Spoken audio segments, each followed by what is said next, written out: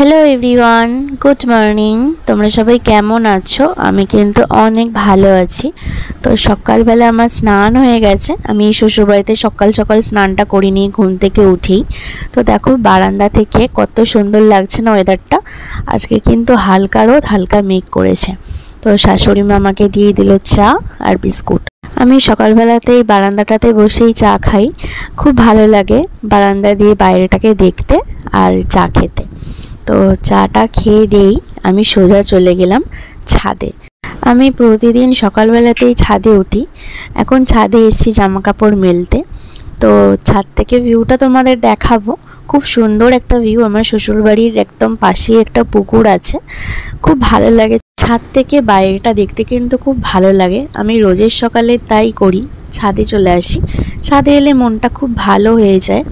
তো দেখো রাস্তাটাও তোমাদের একটু দেখিয়ে দিলাম। এখন দোকানপাতি খুলিনি, একটু বেলার দিকে খুলবে। আজকে আমার অনেক আনন্দও হচ্ছে। প্রায় অনেক দিন পর আমি আমার বাবার বাড়ি যাব, মানে অষ্টমঙ্গলায় যাব আর কি। তো আমাকে বোন নিতে এসেছিল, গাড়ি পাঠিয়ে দিয়েছিল আর বোন এসেছিল। তো শাশুড়ি মা এখানে ফুলকো ফুলকো লুচি, আলুর চচ্চড়ি আর মিষ্টি দিয়ে দিয়েছে। তো বোন আর আমি এখন খাবো। তো আগের দিন রাত্রিরে আমি ট্রলিটাকে গুছিয়ে রেখেছিলাম। তো একদমই ফাইনালি রেডি হয়ে গেছি। তো এই শাড়িটা পরেছি।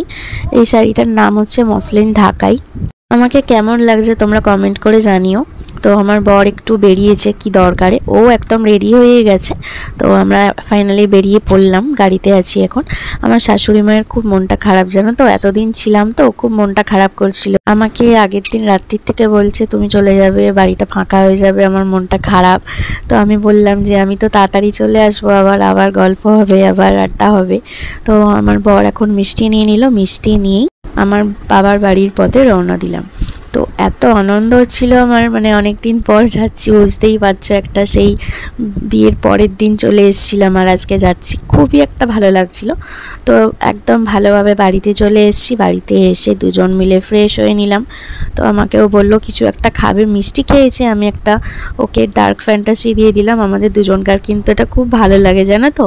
তারপরেই লাঞ্চ করতে বসে গেল। এখানে আমার বড়দা, আমার বর আর এই সাইডটাতে আমার বোন খেতে বসেছে। আজকে প্রায় অনেক কিছুই রান্না হয়ে গেছিলো। ভাত, ভেজ ডাল, ভাজা ভুজি, পনিরের আলুর তরকারি, ধোকার ঝাল, মাছের ঝাল, চাটনি, পাঁপড়। তো আমি এখন তানিকে খাইয়ে দিচ্ছি। তানি তো বলছে আমি মোয়ের কাছে ছাড়া কারুর কাছে খাবো না। তো আমি ওকে এখন খাইয়ে দিলাম। তো সন্ধ্যাবেলা হয়ে গেল। আমার বর জানো তো একটু ঝালমুড়ি খেতে ভালোবাসে। তো চপ আনালাম, চপ দিয়ে ভালো করে বরকে মুড়ি মেখে দিলাম।